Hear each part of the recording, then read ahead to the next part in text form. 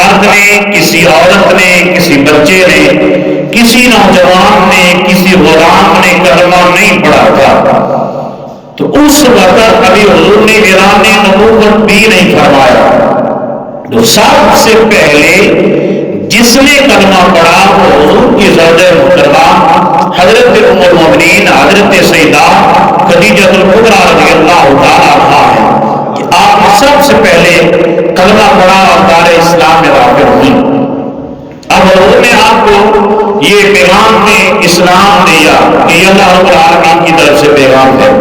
اب حضور کا رہن سہن بیوی کے ساتھ زیادہ تھا تو جب تک آپ حیات رہی ہیں حضور نے اس وقت تک کوئی دوسرا نکاح بھی نہیں فرمایا.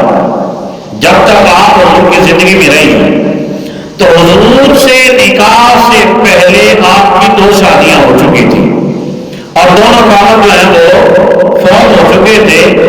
تو اس کے بعد ان سے بھی اولاد تھی، یہ نہیں کہ ان سے اولاد نہیں تھی، آپ کی ان سے بھی اولاد تھی. اور سب سے زیادہ مکے کی